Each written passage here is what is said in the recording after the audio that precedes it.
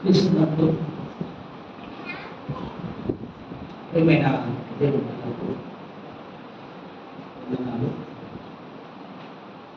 మనం పోయిన వారంలో కూడా కొన్ని సంగతులను చూశాము. దేవుడు మొదట శిలోహులో మందిరాన్ని ఏర్పాటు చేశారు. కారణం అంటే శిలోహు అనేది ఒక వ్యక్తి పేరు. మనము ఆది కాండము 49వ అధ్యాయం 10వ వచనం చూసినట్లయితే అక్కడ యూదా వంశస్థుల నుండి శిలోహు అనే ఒక వ్యక్తి బయటకు వచ్చాడు. యాకోబు ఆశీర్వదించేటప్పుడు శిలోహును ఆశీర్వదించాడు. శిలోహు అనే అతను చాలా మంచిగా దేవుని యందు భయభక్తులు కలిగి ఉండేవాడు. శిలోహు అనే ఇతను మరి శిలోహు అనే అక్కడ ఒక ఊరిని కట్టి ఆ ఊరికి శిలోహు అని పేరు పెట్టారు. ఆ శిలోహులో మొట్టమొదటి గుడారము మందస్సు అంటే దేవుని మందిరాన్ని అక్కడ వాళ్ళు ఏర్పాటు చేసినట్టుగా మనము బైబిల్లో చూసుకున్నాం. ఆది కాండం 49 10వ వచనం చదవండి.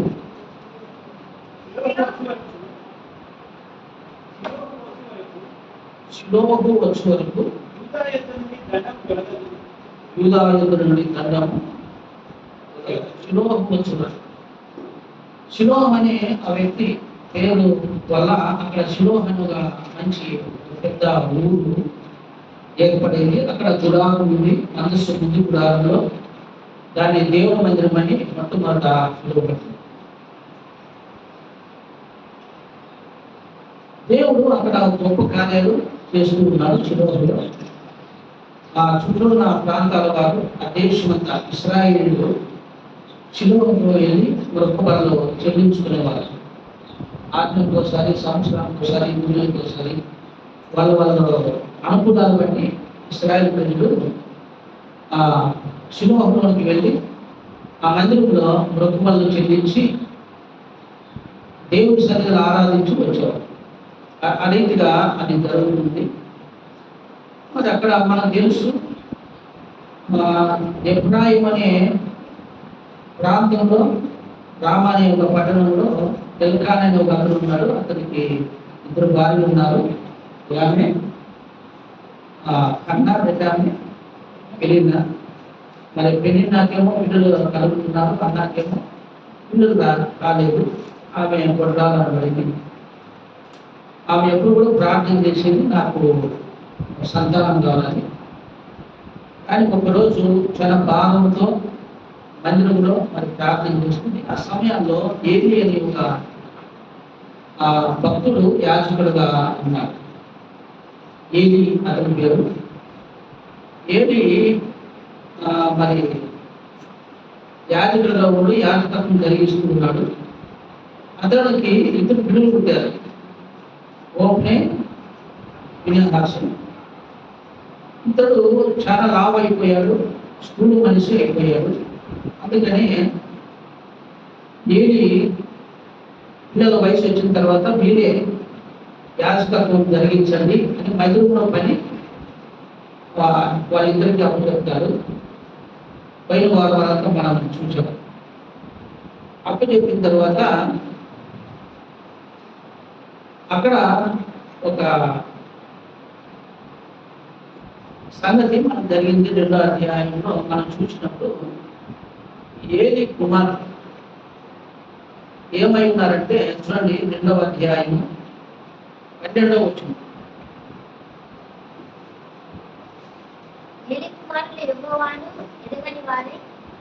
ఏలి కుమారులు యెహోవాను ఎరుగని వారై మిక్కిలి దుర్మార్గులు ఉండుడి. ఎవడైనా బలి పశువును వధించిన మీదట మాంసము ఉరుకుతుండగా యాజకుని వారు 3 ముంచగల కుంటిని తీసుకొని వచ్చి గొలుసులో గాని కపేలలో గాని ఊనలో గాని కుండలో గాని అది పుచ్చినప్పుడు ఆ కొడుకు చేత బయటకు వచ్చినదంటే యాజకుడు తన కొడుకు తీసుకొని శిలోహుకు ఇశ్రాయేలులందరికీ వీరు ఇలా చేసి వచ్చింది. ఇదిగాక వారు క్రొవ్వును తెలియక మునుపు యాజకుని పనివాడు వచ్చి బలిపశువును వధించిన వాడితో యాజకునికి వండించుటకై మాంసము ఉడకబెట్టిన మాంసము అతడు ఎదురు తీసుకున్నాడు. పచ్చి మాంసమే కావాలనని అని చెప్తూ వచ్చింది. వాళ్ళు చేసిన మార్గం అంటే దేవుని ప్రజలే కానీ దేవుని బిడ్డలే కానీ దేవుని ఎరిగి ఉండేది. వాళ్ళ దేవుని బిడ్డలే కానీ దేవుని ఎరగక ఉండేది మిక్కులు దుర్మార్గులని ఉన్నారు. అంటే దేవునికి వ్యతిరేకంగా పని చేస్తున్నారు. తండ్రి పుత్రుడు అందరూ చాలా వయసు పెరిగింది, స్థూల మనిషి, అందుకనే కుమారులకు అప్పచెప్పాడు. ఏది ఎందుకంటే ఆ దినాల్లో ఆ రూల్స్ ప్రకారంగా తండ్రి తర్వాత మన పిల్లలు చేయొచ్చు యాజకత్వం. అందుకనే మీరు చేయండి అని చెప్తే వాళ్ళు యాజకుని పిల్లలే కానీ దేవుని ఎరిగి ఉండలేదు. అర్థమైందండి? చాలా మంది దినాల్లో కూడా దేవుడు పిల్లలే, తల్లిదండ్రులు దేవుడు నమ్మిన వాళ్ళే కానీ పిల్లలు దేవుని గురించి తెలుసు కానీ దేవుని ఎరిగి ఉండదు. వాళ్ళు మిక్కిలి దుర్మార్గులు అయిపోకుండా పాపంలో పడిపోయి చాలా మంది దుర్మార్గంగా నడుచుకుంటున్నారు, దేవునికి వ్యతిరేకంగా నడుచుకుంటున్నారు. దేవుని మందిరంలో వాళ్ళు చేసిన తప్పు ఏదంటే, ఒకటి పనులు అర్పించే పశువులు తీసుకొని వచ్చినప్పుడు లేదా మేకను గొర్రెను ఏదైనా తీసుకొని వచ్చినప్పుడు కొన్ని ముఖ్యమైన వస్తువులు యాజకునికి ఇస్తారన్నమాట. అవి అంటే ఏదంటే ఉడిగిపెట్టి అప్పుడు యాజకుడు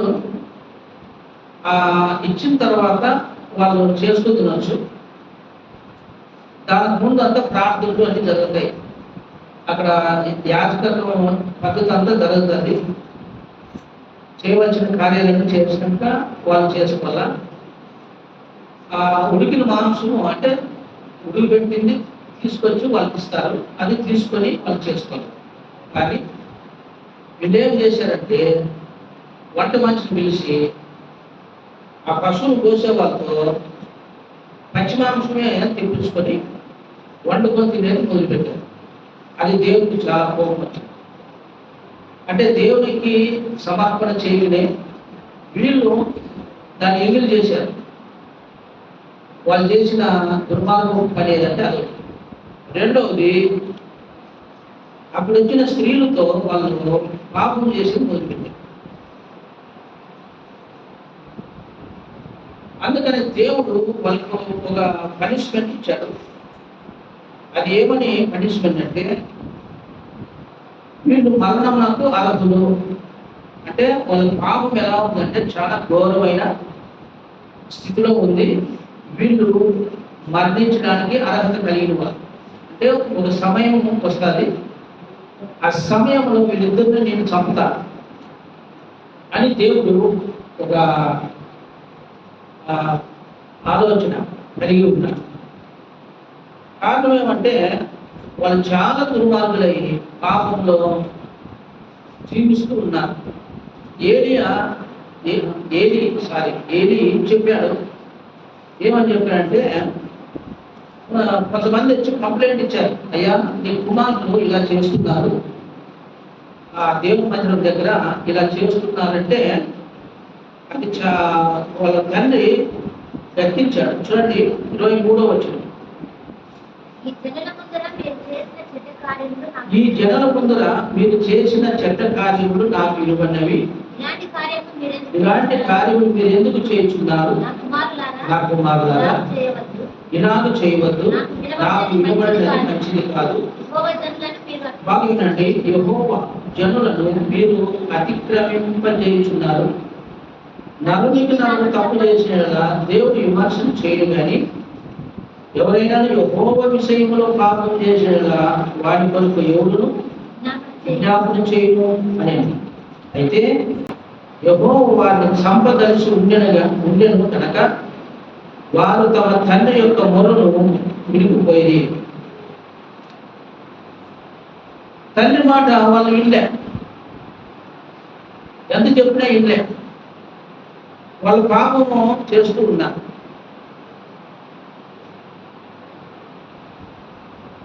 తండ్రి చాలా చెప్పాడు, అలా చేయకూడదు, మీరు చేయొద్దండి అని చెప్తూ ఉన్నాడు. కానీ తండ్రి మాట వాళ్ళు పెట్టారు. కానీ అదే సమయంలో సమూయేలు ఉన్నాడు కదా, అన్నా కుమారుడు సమూయేలు, అక్కడ రామా అనే ఆ ప్రాంతంలో ఎఫ్రాయిము మాన్యంలో ఆమె మొక్కుబడి చేసుకున్న తర్వాత సమూయేలు పుట్టాడు. సమూయేలు ఎట్లా పెరుగుతున్నాడు, ఇక్కడ వీళ్ళు పాపం చేస్తున్నారు. సమూయేలేమో చదవండి అక్కడ 26వ వచనము, బాలుడగు సమూయేలు ఇంకనూ ఎదుగుచు యెహోవా దయయందును మనుషుల దయయందును వర్ధిల్లుచుండెను.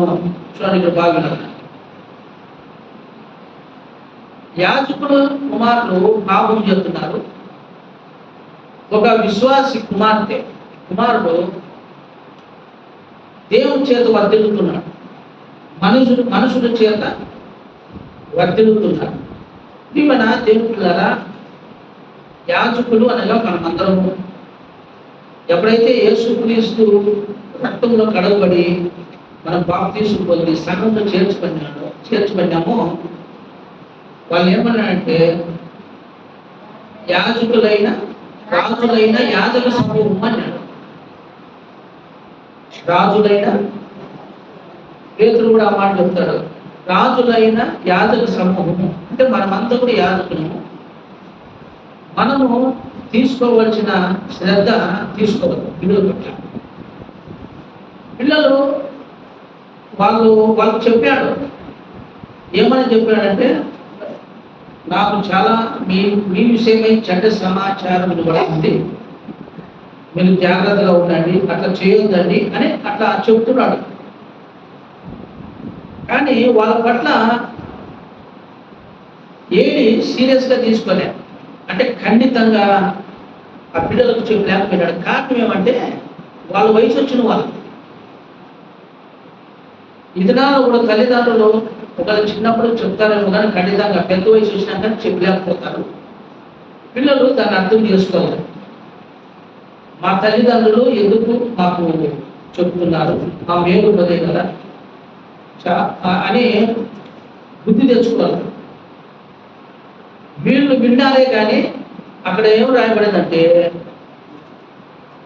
ఆ తండ్రి మాట, తండ్రి మొర్రను విడిగిపోయి ఏలి మొదలుపెట్టి చెప్తున్నాడు. మనము దేవుని పిల్లలను చాలా జాగ్రత్తగా ఉండాలా, దేవునికి కోపం తెప్పించకూడదు అని చాలా జాగ్రత్తగా చెబుతున్నాడు. మొదలుపెట్టి చెబుతున్నాడు. మొర్ర అంటే ఏమి, భావంతో చెబుతున్నాడు. కానీ వాళ్ళు పట్టించుకోలేకపోతున్నారు, వినిగిపోయారంట. ఎందుకంటే వాళ్ళు పాపానికి అలవాటు పడ్డారు. ఈ దినాల్లో కూడా తల్లిదండ్రులు ఎదురు రకంగా పిల్లలు కనపడతారు. తల్లిదండ్రులు పని పాటకి వెళ్ళిన తర్వాత మళ్ళీ ఇంకో రకంగా మారిపోతారు. కానీ నీ తల్లిదండ్రులు నిన్ను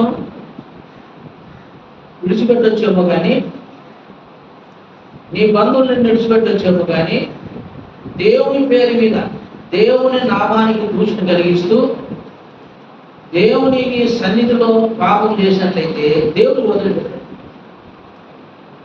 తండ్రి మాట వాళ్ళు వినలేదు. ఇప్పుడు దేవుడు ఏమంటున్నాడు, అయితే యెహోవా వారిని చంపదలిచి ఉండేది కనుక వారు తమ తండ్రి యొక్క మొరను విడిగిపోయారు. అంటే వీళ్ళు దేనికి వారసులైపోయారు, దేనికి అర్హత కలిగింది, మరణానికి. అంటే నువ్వు ఎవరు చెప్పినా ఏం లేదనుకో, దేవుడు చెప్పినా ఏం లేదు, వాక్యంలో తల్లిదండ్రులు చెప్పినా ఏం లేదనుకోండి, ఇంక మరణమే. అది కారణం ఏమంటే దేవుడే చంపుతాడు. దేవుడు తన సంఘానికి ఎప్పుడు కూడా మందిరానికి కీడు తీసుకొని రాడు. ఎందుకంటే అది దేవుని మందిరం. చాలా మంది దేవుని ఎరగని వారు చెప్పే మాట ఏమంటే, అంతా కూడా మీ వల్లే పాపం చేస్తారు, మీ వల్లే ఉన్నారంట. అది దేవుడు చాలా కోపం. ఆ మాట రాకూడదు. ఇంకా కొంతమంది తల్లిదండ్రులు నమ్మిన తల్లిదండ్రులే నువ్వు చర్చికి పోయి చెడిపోయినావు అనే వాళ్ళు కూడా ఉన్నారు. ఇలాంటి వాళ్ళకు శిక్ష ఉంది. దేవుడు అలాంటి వాళ్ళు వదిలిపెట్టాడు. ఎందుకంటే వాళ్ళు దేవుడు తక్కువగా చూసుకున్నారు. ఎవరైనాను దేవుడి సన్నిధికి వచ్చి చెడిపోతారా? దేవుడి దగ్గరికి వస్తే చెడిపోతారా? దేవుడి వాక్యము చదివితే చెడిపోతారా? దావీదు మహారాజు ఏమంటాడంటే 119వ కీర్తన 9వ వచనంలో చదవండి. 119 9వ వచనం.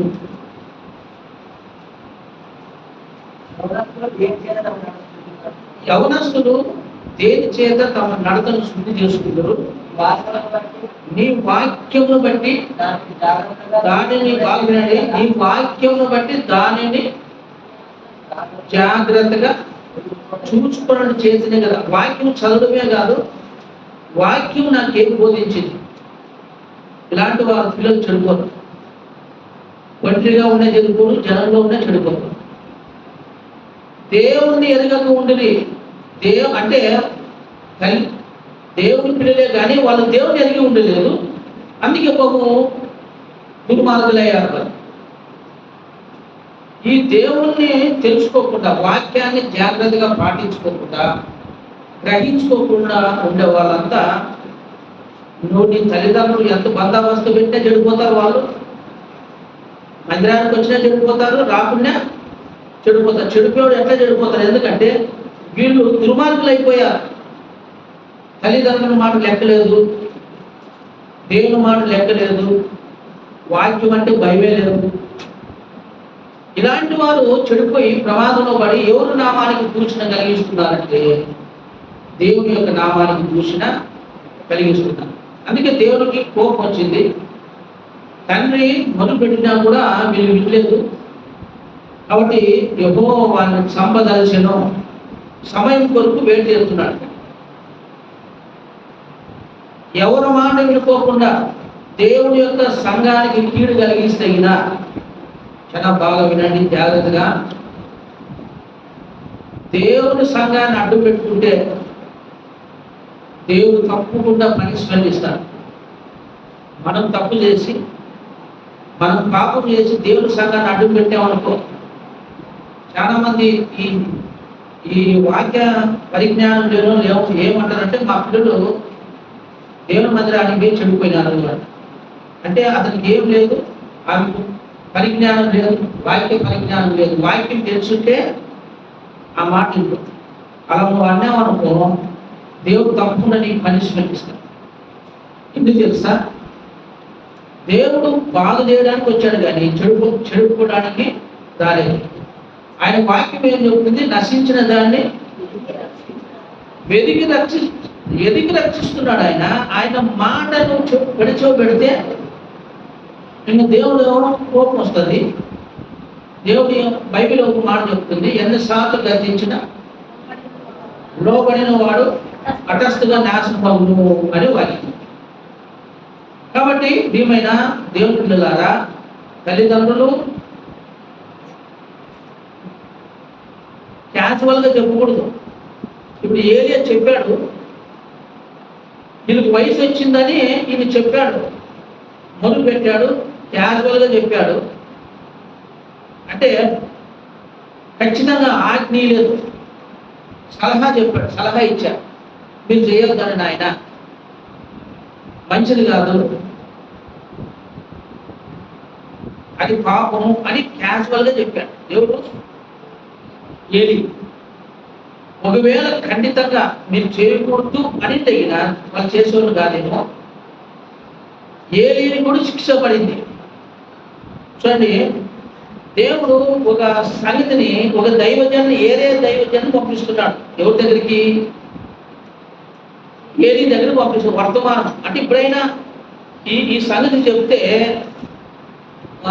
ఎప్పుడైనా శ్రద్ధ తీసుకుంటాడేమో ఓప్నే ఫినెహాస్ మీద, ఇప్పుడైనా బాగా శ్రద్ధ తీసుకుంటాడేమో అని వేరే దైవజనాన్ని పంపిస్తున్నాడు. దేవుడి దగ్గరికి ఏలి దగ్గరికి పంపించి ఈ విధంగా చెప్తున్నాడు. ఆ దైవజనుడు వచ్చి 27వ వచనం నుంచి, అంతటా దైవజనుడు ఒకడు ఏలి యొద్దకు వచ్చి ఇట్లనెను, యెహోవా నిన్ను గూర్చి సెలవిచ్చినదేమనగా, నీ పితరుల ఇంటి వారు ఐగుప్తు దేశమందు ఫరో ఇంటిలో ఉండగా నేను వారికి ప్రత్యక్షమైంది. బాగా వినండి.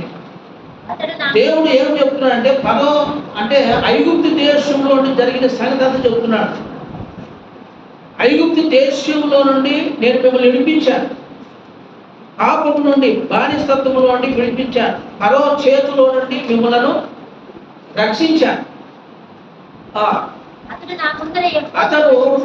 నా ముందర యెహోవాను ధరించి నా బలిపీఠం మీద అర్పణమును ధూపమును అర్పించుటకై నాకు యాజకుడు ఉన్నట్లు ఇశ్రాయేలు గోత్రములో నేను అతన్ని ఏర్పరచుకుంటుని. ఇశ్రాయేలీయులు అర్పించిన హోమ వస్తువులన్నిటినీ ఎవరికంటే నీ పితరుల ఇంటి వారికి ఇచ్చితిని. అంటే యాజకత్వాన్ని నీ పితరుల వంశ పారంపర్యంగా నేను ఇస్తూ వచ్చాను. ఎవరికి? లేవీయులకి ఇచ్చాడు. యాజకత్వాన్ని వంశ పారంపర్యంగా ఇచ్చింది. నీకు కూడా అలాగా నువ్వు యాజకుడు అయినావు. ఇప్పుడు నీ పిల్లలు కూడా యాజకులు అయినారు. అర్థమైందా? నువ్వు యాజకుడు అయ్యావు, నీ పిల్లలు కూడా యాజకుడు అయ్యావు. నేను చేసే పని కరెక్ట్గా చేస్తున్నారు, అన్ని నీకు సమర్పించాను. అయితే 29వ వచనం, నా నివాస స్థలమునకు నేను నిర్మించిన బలి నైవేద్యములను మీరేలా తృణీకరించుచున్నారు. అంటే వాళ్ళు చేసిన మొదటి తప్పేది నైవేద్యమును తృణీకరించారు, బలులను తృణీకరించారు.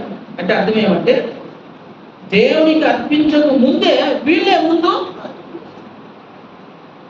కొంతమంది ప్రార్థన చేసేదాన్ని తప్పుకోలేదు. అంటే అర్థమేమి? దేవునికి సమర్పించక ముందే తినేసే వాళ్ళు ఎంతో మంది ఉన్నారు. అది ఒక పాపం దేవుని దృష్టిలో. నీ పిల్లలు కూడా అలాగే చేస్తున్నారు. నైవేద్యమును వాళ్ళు ఏం చేస్తున్నారు? తృణీకరించుతున్నారు. అంటే దాన్ని హేళన చేస్తున్నారు, ఎగతాళిగా చేస్తున్నారు. ఇప్పుడు బల్ల ఇస్తాం, బల్లని ఎట్లా తీసుకోవాలి? సీరియస్గా తీసుకోవాలి. అంటే ఒక భక్తితో దాన్ని క్రమశిక్షణలో భక్తితో అపొస్తలుడైన పౌలు చెప్పినట్టు పరీక్షించి బలలో పాల్గొందాలి. నువ్వు క్యాజువల్గా తీసుకున్నావు అనుకో, నేను తీసుకున్నాను కాబట్టి నేను ఎట్లున్నా పర్వాలేదు, వాళ్ళమంతా ఎట్లున్నా పర్వాలేదు, వీడు మాత్రం నేను నాకు వచ్చిన వంతు నేను ఎందుకు తీసుకున్నాను, నువ్వు బలలో పాల్గొన్నావు. ఇప్పుడు ఎవరు తృణీకరించినట్లు మనము?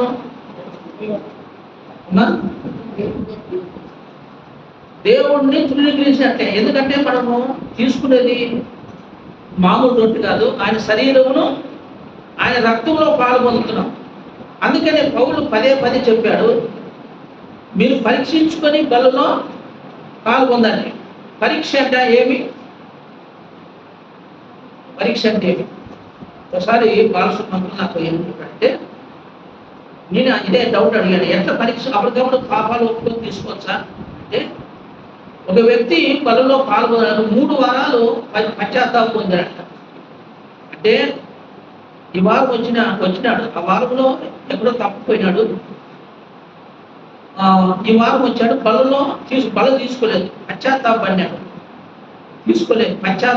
మళ్ళీ వారం వచ్చాడు, పశ్చాత్తాపడ్డాడు, బల తీసుకోలేదు, మళ్ళీ వారం వచ్చాడు, పశ్చాత్తాపడ్డాడు, బల తీసుకోలేదు, మళ్ళీ వారం క్షమాపణ చెప్పి బల తీసుకున్నాడు. బైబిల్ ఏం చెప్తుందంటే, వాక్యం ఏం చెప్తుందంటే, అయోగ్యంగా ఎవడైనాను రొట్టెని తీసుకున్నాడు, ఆ రొట్టెని తీసుకుని ఆ పాత్రలో తాగితే వాళ్ళు ఏమవుతారంట? బలహీనులను, రోగస్తులను నిద్రించెదరు అని 3 సంగతులు చెప్పాడు. అంటే ఆ పరీక్ష చేసుకోకుండా మనం ఇష్టానుసారంగా మనం బలలో పాలు పొందినట్లయితే అది ఎవరిని మనం తృణీకరిస్తున్నాము? దేవుడు తృణీకరిస్తున్నారు. ఇప్పుడు వీళ్ళు ఎవరు తృణీకరిస్తున్నారు? వీళ్ళు తీసుకుని పచ్చి మాంసం తీసుకొచ్చుకొని ఆ వంట మనిషికి చెప్పి మా పేరు చెప్పి పచ్చి మాంసం తీసుకొని రామని కోసే వాళ్ళ దగ్గరికి పోయి ఆ పచ్చి మాంసం తీసుకొచ్చి ఉడిపెట్టుకొని తింటున్నారంటే ఎవరిని తృణీకరించారు? దేవుని తృణీకరించారు. ఈ సంగతిని ఒక దైవజనం ద్వారా ఏలీకి చెప్తున్నాడు. ఈయన పెద్దోడు కదా ఇంట్లో. నువ్వెందుకు నీ పిల్లలకు చెప్పలేకపోతున్నావు? ఎందుకు నువ్వు గర్దించలేకపోతున్నావు? నువ్వు చెప్తున్నావే కానీ వారిని ఎట్లా చెప్తున్నావు అంటే, చాలా మంది చెప్తారు ఏమో పిల్లలు వయసు వచ్చింది మరి ఏమవుతారో ఎట్లో అని నువ్వు భయపడి ఖండితంగా చెప్పలేదనుకో, రేపు పక్కన వాళ్ళు ఎక్కడైనా దారి తీస్తారు. అప్పుడు నీకు ప్రాబ్లం, నీ ఇంటికి చెడ్డ పేరే, దేవుడికి చెడ్డ పేరే. అందుకని దేవుడే తీసి పారేస్తాడు టవల్ని.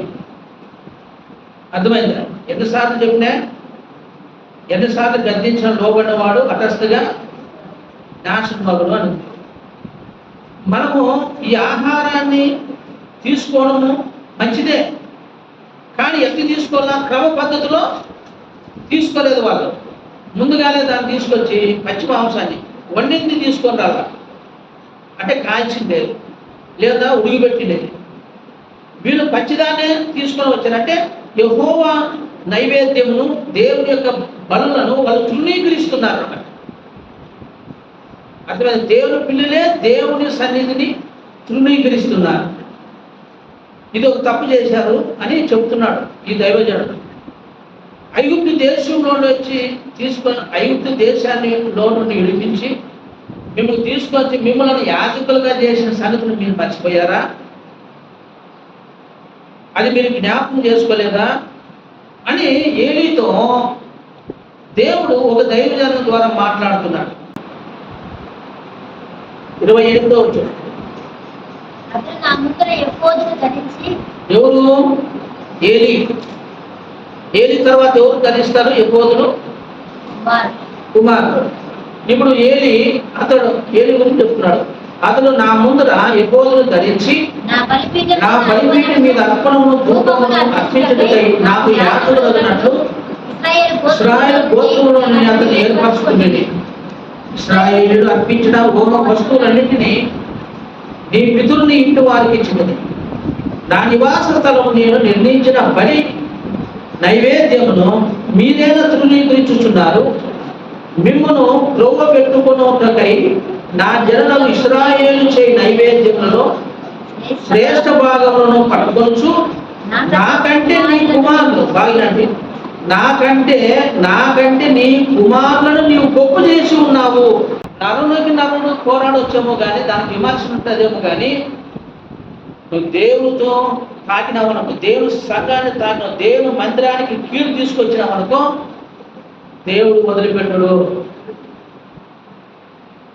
ఇప్పుడు తండ్రి వదిలిపెట్టినాడు ఓపెనే ఫినెహాసుని, అని దేవుడు వదిలిపెడతాడా? ఇంకొక దైవజనం ద్వారా గద్దించడానికి పంపించాడు. ఇంకొక దైవ సేవకుడు వచ్చి నువ్వు ఇక తప్పు చేసావు, ఐగుప్తు దేశంలో నుండి విడిపించిన సంగతి నువ్వు మర్చిపోయావు. మిమ్ములను యాజకులుగా మీ పితరుల నుండి తీసుకొని వచ్చిన సంగతి నువ్వు మర్చిపోయావు. కానీ ఇప్పుడు నీ కుమారుడు తప్పు చేసావు. ఎందుకు వాళ్ళు తప్పు చేసావు?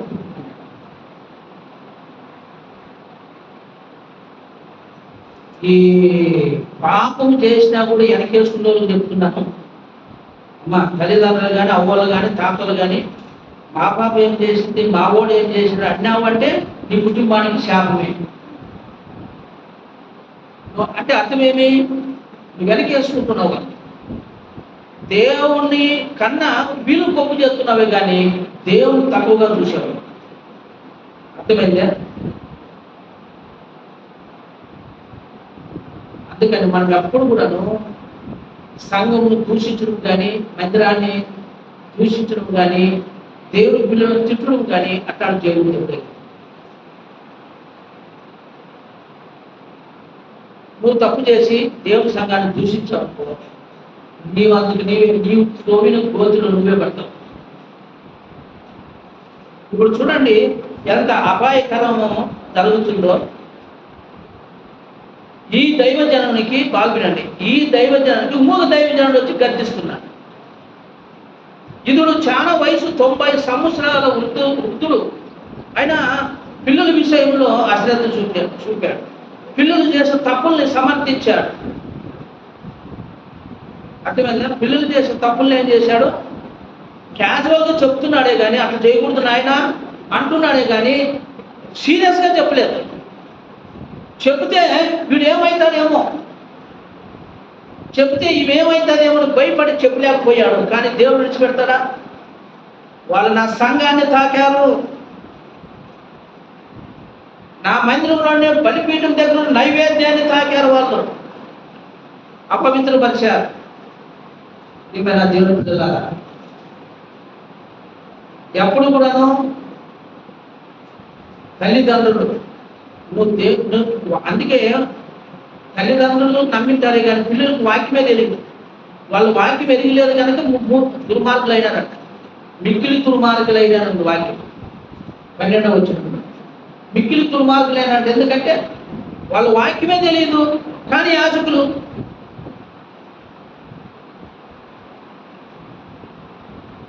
అర్థమైందండి. కొంతమంది రావు కానీ ఐవర్ పని వచ్చేసింది. స్టీరింగ్ పట్టుకునే రాదు, డ్రైవర్ లైసెన్స్ చేసినారు అంటారు చూడండి. అట్లా వాళ్ళంతా ఏం చేస్తారు? డేంజరే కదా. అలా రానివాడు ఏం చదివే రాదు, వాడు ఐవర్ అయిపోయినాడు. పిల్లలకి ఎట్లా చెప్తారో తెలియదు. అసలు స్టీరింగ్ పట్టుకునేది రాదు, వాడు డ్రైవర్ అయిపోయినాడు. లైసెన్స్ తీసుకున్నాడు గవర్నమెంట్తో. వాడు ఎప్పుడో వాడు గుద్దుతాడు. చాలా మంది వాక్యం తెలియదు. అందుకే వీళ్ళకి తల్లిదండ్రులకు వాక్యం చెప్తే పిల్లలు కూడా చెప్తారు, కృషి పెట్టుకొని చెప్తారు. కానీ వాళ్ళు ఎందుకు చెప్పలేదు తెలుసా? వీళ్ళకి తెలియదు.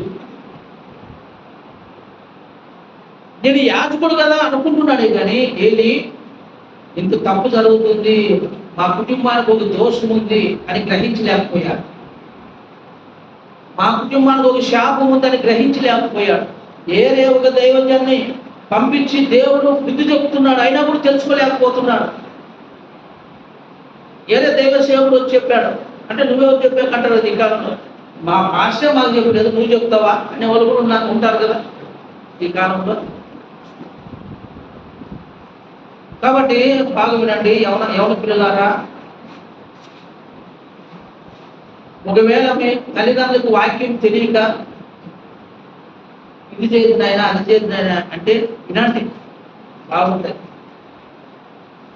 వాళ్ళ మాటను పెడుతూ బట్టి దేవుని మాటని పెట్టి నువ్వు నడుచుకున్నావంటే దేవుడు పనిష్మెంట్ ఇస్తాడు.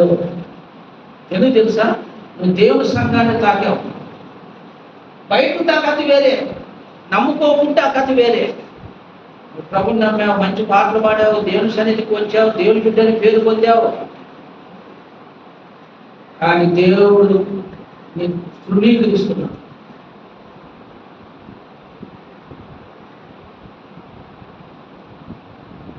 దేవుని పిల్లలారా, ఇప్పుడు చూడండి ఇక్కడ ఏం జరుగుతుందంటే 30 వచనం చదవండి. మీ ఇంటి వారిని బాగుండండి. ఆ దైవజనుడు ఈ ఏలి అనే యాజకుడు ఏం చెప్తున్నాడంటే, నీ ఇంటి వారును నీ పితరుని ఇంటి వారును నా సన్నిధిని యాజకత్వము జరిగించుకుని యెహోవా ఆజ్ఞ ఇచ్చి ఉన్నను. ఇప్పుడు అది నా మనసుకి కేవలము ప్రతికూలమైనని ఇశ్రాయేలు దేవుడని యెహోవా సెలవిచ్చుచున్నాడు. ఇప్పుడు ఏమంటున్నాడంటే, నేను చెప్పాను నీ తర్వాత నీ పిల్లల తర్వాత ఇంకా వాళ్ళ తర్వాత ఆ పిల్లలను వస్తారని. కానీ ఇప్పుడు నేను మనసు మార్చుకుంటున్నాను, నాకు ప్రతికూలమైంది. కారణం ఏమి? నీ పిల్లలు చేసిన పాపాన్ని బట్టి నేను మనసు ఇంకోడు పెరుగుతున్నాడు, ఇంకోడు లేస్తున్నాడు పక్కన. అర్థమైందా? ఇప్పుడు రూల్ ప్రకారంగా నీ తర్వాత నీ పిల్లలు రావాలా, యాజకత్వం జరిగించాలా. కానీ ప్రతికూలమైంది నాకే, నా ఆలోచన మారిపోయింది. నేనైతే ముందే చెప్పినాను, కానీ నీ పిల్లలు చేసిన పాపమును బట్టి వాళ్ళు దుర్మార్గులై దేవుని వాక్యమును తెలియకోకుండా ఇష్టానుసారమైన జీవితంలో జీవించి ఉన్నారు కనుక, నా బళ్ళను, నా యొక్క నైవేద్యాన్ని తృణీకరించారు కనుక నేను వాళ్ళు తీసేస్తాను. ఏరే వాడు వస్తాడు. అప్పుడప్పుడు మనము కొన్ని గ్రహించాలా, నేనే నేనే అనేది ఒక అహంభావం ఉంటుంది మనలో. నేను లేకపోతే పని జరుగుతుంది, నేను లేకపోతే ఏది లేదని అట్లా అనుకోవద్దు ఎప్పటికీ. దేవుడు ఇంకోటి లేపుతుంటాడు, నీ బదులు ఇంకొకటి లేపుతాడు. నువ్వు ఏం కోరుకుంటావు తెలుసా? ఆశీర్వాదాన్ని కోరుకుంటావు. ఇప్పుడు నేను సోమరితనంతో ఉన్నాను, నేనే గొప్ప అనుకొని ఏలి మాదిరి నాడు ఒక చోట కూర్చున్నాను అనుకోండి, సోమరితనంతో ఉన్నాను అనుకోండి, పిల్లలు ఏమో చేసినా పట్టించుకోలేదు అనుకోండి, నేనేమనుకుంటాను? నేనే అనుకుంటాను. కానీ దేవుడు కూడా సిద్ధులు చేస్తున్నాడు. అతడు ఎట్లా పెరుగుతున్నాడు? దేవుడి దయను, మనుషుల దయాలను పెరుగుతున్నాడు అంట. ఆల్రెడీ దేవుడు సమయం లేపుతున్నాడు. ఒక పక్క తల్లి దగ్గర భయభక్తులతో పెరుగుతున్నాడు. తండ్రి మాట జవదాటుడు, తల్లి మాట జవదాటుడు, భయభక్తులతో పెరుగుతున్నాడు. మనుషుల దయ్యాలను వర్ధిల్లుచుండెను అంటే అర్థమేమి అమ్మా? ఆ ఊర్లో అందరూ ఆ అబ్బాయిని మెచ్చుకుంటారంట. అట్లా పెరుగుతున్నాడంట. మరి నిన్ను నన్ను మెచ్చుకుంటున్నారా? ఒక ప్రశ్న వేసుకోవాలి. బాలుడగు సమూయేలు 26వ వచనం, బాలుడగు సమూయేలు ఇంకను ఎదుగుచు యెహోవా దయయందును మనుషుల దయను వర్ధిల్లుచుండెను. దేవుడు అక్కడ ఒక వ్యక్తిని లేపుతున్నాడు. నీ కుమారులు, అసలు నీ కుమారులకు రావాలి, నీ కుమారులు తీసేస్తున్నా. కారణం ఏం తెలుసా? వారి మిక్కిలి దుర్మార్గులైది.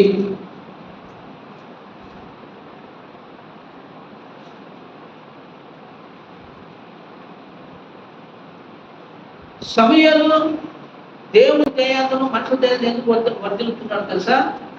అతడు తల్లిదండ్రుల మాట మీరు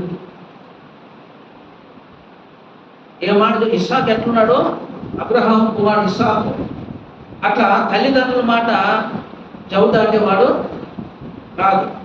ఈ దినాల్లో చాలా మంది దేవుని సేన రాకుండా బాగుండండి, భార్యని చర్చిలో పంపించి భర్తలు పాపం చేసే ఎంతో మంది, భర్తలను చర్చిలో పంపించి భార్య ఇంటి దగ్గర పాపాలు చేసేవాళ్ళు ఎంతో మంది ఉన్నారు.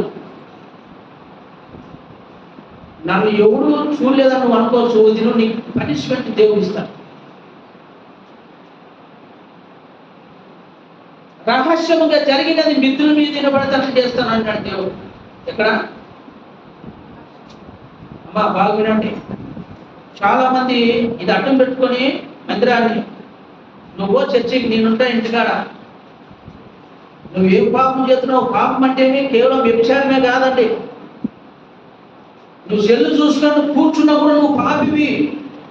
కారణం ఏం తెలుసా? ఇక్కడ ఆరాధన జరుగుతుంది, నువ్వు ఇంటి దగ్గర టైం పాస్ చేస్తున్నావు. మరి దేవుడు విడిచిపెడతాడా? యేసు క్రీస్తుని నమ్ముకొని ఆయన బిడ్డవై ఉండి దేవుని సన్నిధికి రాకుండా నువ్వు నీ ఇష్టానుసారంగా ప్రవర్తించినట్లయితే నీకు పనిష్మెంట్ ఉంది. దేవుడు ఎవరిని వదిలిపెట్టడు.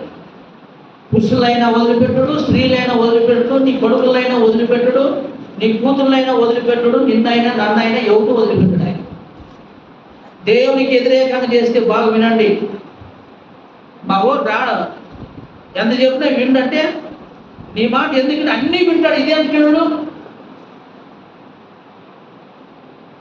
ఎందుకు అంటే నువ్వు ఎట్లా చెప్తున్నావు అంటే క్యాజువల్గా చెప్తున్నావు అంతే. చెప్పాలంటే చెప్తున్నావు.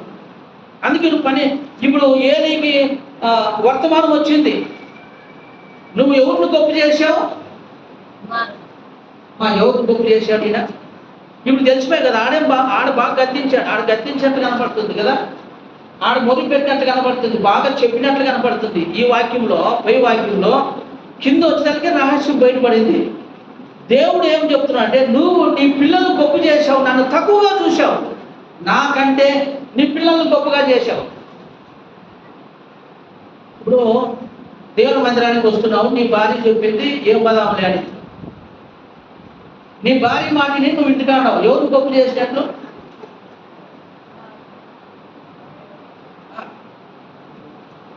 భార్య మందిరానికి వస్తుంది, భర్త అన్నాడు ఈరోజు ఈ వారం ఏం పదవులే, మళ్ళీ వారం పదం అన్నాడు. ఈరోజు చాలా పని ఉంది మనకి, మళ్ళీ వారం పదవులే అన్నాడు. నువ్వు ఎవరిని గొప్ప చేసినట్లు చూసారా? దేవుని యొక్క మాటలు ఎట్లుంటాయో. అందుకనే దేవుని పిల్లలారా ప్రతి మాట పరిశీలన చేయాల. ఓ ప్రక్క సమయాలు ఎదుగుతున్నాడు, తల్లిదండ్రుల మాట మీరుకోకుండా దేవుని దయ, మనుషుల దయను వర్ధిల్లుతున్నాడు. కానీ ఇక్కడ దేవుని మందిరంలోని పిల్లలు చనిపోతున్నారు. కారణమేమి? మిక్కిలి దుర్మార్గులైంది. ఎవరి మాట ఇండిపోతే దుర్మార్గులు అవుతారు కదండి. తల్లి చెప్పిన ఇండ్రు, తండ్రి చెప్పిన ఇండ్రు, దేవుడు చెప్పిన ఇండ్రు, పాస్టర్ చెప్పిన విండ్రు. ఎవరైనా పెద్దలు, ఊళ్ళో పెద్దలు చెప్పిన విండ్రు అంటే నా ఇష్టము అన్నా నీ ఇష్టము, దేవుడు నీ ఇష్టానుసారం చేస్తాడు. వదిలం దేవుడి మాటకు మీరిపోతే చూడండి ఇక్కడ ఏం జరుగుతుంది. ఏలిని గద్దిస్తున్నాడు. పిల్లలు చేసిన పాపానికి ఎవరిని గద్దిస్తున్నాడు? మా తప్పు చేసింది ఎవరు? ఈయన, పిల్లల. కానీ ఎవరిని గద్దిస్తున్నాడు? తండ్రిని గద్దిస్తున్నాడు. కారణం ఏమంటే నీ పిల్లలను గొప్ప చేశావు, వాళ్ళు వెనకేసుకుంటావు, నన్ను తక్కువగా చూసావు అంటే. నా మాటల్ని నువ్వు నిర్లక్ష్యం చేశావు, నా ఆజ్ఞలను నువ్వు పాటించలేకపోయావు. ఎప్పుడు కూడా దేవుని మాట నిర్లక్ష్యం చేయద్దండి. అవునంటే అవును, కాదంటే కాదని ఉండాల. కాంప్రమైజ్ కావద్దు దేని విషయంలో కూడా. 30వ వచనంలో చదవండి అమ్మా. నీ ఇంటి వారిని, నీ పితరుల ఇంటి వారిని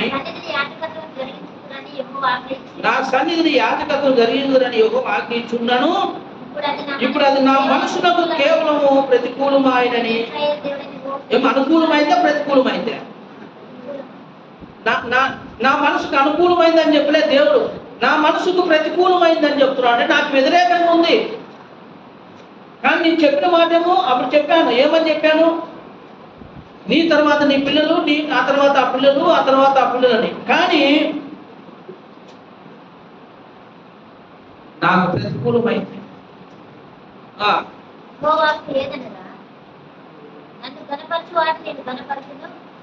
ఆయన చెప్తున్నాడు, ఎవరైతే నన్ను కనపరుస్తారో నేను వారిని నన్ను ఎవరైతే తృణీకరిస్తారో వారిని నేను తృణీకారం చేయదు. తృణీకారం పొందుతారంట. దేవుడు కనపరచాలి ఎప్పుడైనా. వాళ్ళు తిట్టడం, వీళ్ళు తిట్టడం, దేవుడు పిల్లలు తింటే నువ్వు దేవుడు తిట్టినట్లు లెక్క. నువ్వు హేళనగా మాట్లాడి, నా నవ్వుకుండా మాట్లాడి ఎగతాళిగా నువ్వు చేసినావు అనుకో, నీ ఎగతాళి నిన్ను దినము నీ కోతులకు పడేస్తుంది. చాలా మంది ఏం చేస్తారంటే రోజు భక్తి కలిగి రోజు బాగా ప్రార్థన చేసేవాళ్ళు చూసి ఎగతాళి చేసేవాళ్ళు నగేవాళ్ళు ఉన్నారు. అర్థపర్థ క్రైస్తవులు ఉన్నారు. చూడండి, కొంతమంది చెట్టు కింద కూర్చొని, మంచాల మీద కూర్చొని, కట్ల మీద కూర్చొని, వాళ్ళకి ఏ పని పాట ఉండదు. ఇక్కడ ప్రార్థన ఉండదు, అక్కడ వాక్యం ఉండదు, ఇంట్లోనూ ప్రార్థన ఉండదు, చర్చిలోనూ రావాలి. ఇట్లా వాళ్ళందరికీ దేవుడు ఒక దినం పనిష్మెంట్ ఇస్తాడు, బుద్ధి చెప్తాడు. ఆ సమయం వస్తుంది. అది కారణం ఏం తెలుసా? వాళ్ళు తృణీకరిస్తున్నారు దేవుణ్ణి. దేవుడు అంటున్నాడు, నన్ను ఎవరు గణపరుస్తారో నేను వారిని గణపరుస్తాను, నన్ను ఎవరు తృణీకరిస్తారో వారు తృణీకారంగా తృణీకారం పొందుతారంట. నన్ను గణపరిచేవాడు కావాలి, నా సన్నిధికి వచ్చి నన్ను గణపరిచేవాడు కావాలి. కానీ నువ్వు గణపరచలేదు, నీ పిల్లలు గణపరచలేదు. కారణం ఏం తెలుసా? నువ్వు పిల్లల్ని గొప్ప చేసావు. కానీ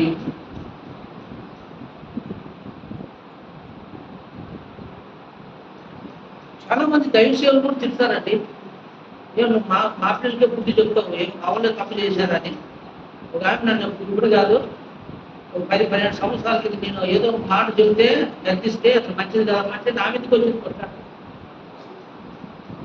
వాళ్ళ నష్టాన్ని వాళ్ళే చేసుకుంటారు. ఇది ఎందుకు చెప్తున్నాడు, ఎందుకు చెప్పి మన కోసమే అని అర్థం చేసుకోలే. ఈ దైవజనుడు దేవుడు గర్తిస్తున్నాడు, చెబుతున్నాడు, నన్ను గణపరిచే వాళ్ళు కావాలి. నువ్వు నన్ను గణపరిచినట్లయితే నేను నిన్ను గణపరుస్తాను. నువ్వు నన్ను తృణీకరించినావు అనుకో, మీరు తృణీకారం పొందుతారు. నన్ను అవమానం చేయకూడదు, మీరు అవమానం పాలవుతారని చెప్తున్నాడు దేవుడు. చూడండి అక్కడ ఏమంటున్నాడు, 32వ వచనము 31వ వచనము, ఆలికించుము రాగల దినములలో. అంటే చెప్తున్నాడు ఇప్పుడు ఈ జరుగుపోయే దినాల్లో, ఈ కొన్ని దినాల్లో ఏమంటున్నా అంటే నీ బలమును, నీ పితరుల ఇంట బలమును నేను తక్కువ చేతును. ఎందుకు మీరు నన్ను తక్కువ చేశారు కనుక నేను మిమ్మల్ని, నీ కుటుంబాన్ని తక్కువ చేస్తాను, మీ ఇంట్లో ముసలోళ్ళు లేకుండా చేస్తాను అన్నాడు. అంటే యవనస్తుడు నుండి యవనస్తుడు ఏమవుతాడు, ముసలోడు అవుతాడు. ఎవరు కాకుండా పోతే ముసలోళ్ళు ఉండరు కదా. ఆయన చెప్పిన మాట ఏమంటే నీ కుటుంబంలో ఇంక ముసలి వాళ్ళు లేకుండా చేస్తాను. కారణం ఏం తెలుసా, మీరు నన్ను తక్కువగా చూశారు.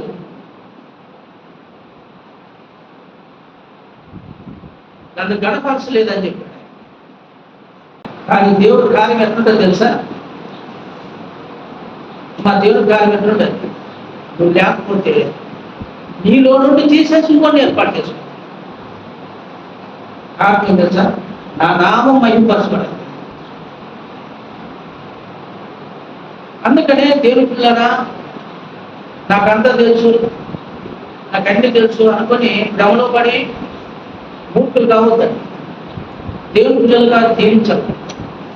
దేవుని కుటుంబాల్లో దేవుని ప్రార్థన ఉంటుంది, వాక్యం ఉంటుంది, దేవుని మాటలు ఉంటాయి. సైతాన్ కుటుంబాల్లో సైతాన్ ఆటలు ఉంటాయి, సైతాన్ మాటలు ఉంటాయి, సైతాన్ లోపల ఉంటుంది. అది సైతాన్ కుటుంబం. అర్థమైంది?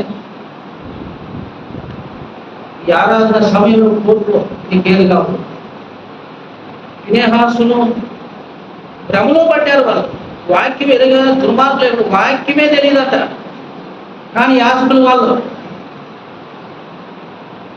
ఎవరట్టమ్మా, యాజకులు. అందుకే దేవుని యొక్క నిర్ణయానికి, దేవుని క్రమాన్ని తప్పించారు, యుద్ధంలో చనిపోయారు. దేవుని నియమం తప్పితే శిక్ష తప్పించుకోలేదు. దేవుడు ఇచ్చిన పనిష్మెంట్ అది. ఏలియా చనిపోయాడు. ఇంకో సంగతి ఏం తెలుసా, వాడలే ఫినెహాస్ భార్య గర్భవతి, ప్రశ్నించే సమయం 9 నెలలు అయిపోయింది. నొప్పులు పడుతుంది. ఓ పక్క అక్కడ యుద్ధం జరుగుతుంది. యుద్ధంలో భర్త చనిపోయాడు. ఆ సంగతి వచ్చి వాళ్ళ మామ చెప్తే మామ చచ్చిపోయాడు. ఆ సంగతి వచ్చి ఎవరు చెప్పాడు అంటే ఈ ప్రశ్నించాను చెప్పాడు. ఫినెహాస్ భార్య చెప్తే ఆమె ఏమైంది, ఇట్లా మనసుని ఎత్తుకొని పోయారమ్మా, నీ భర్తను చంపేశారు, మీ మామూడు ఈ మాట చనిపోయాడు అంటేనే పాప ఈ మూడు ఏమైంది పిల్లోని. కానీ వారికి ఏమని పేరు పెట్టింది,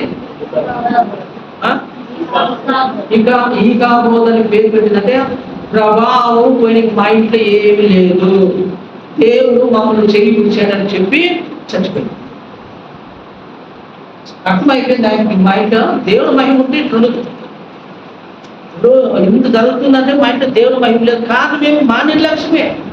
ప్రార్థన లేదు, వాక్యం లేదు, సహవాసం లేదు, నిర్లక్ష్యం.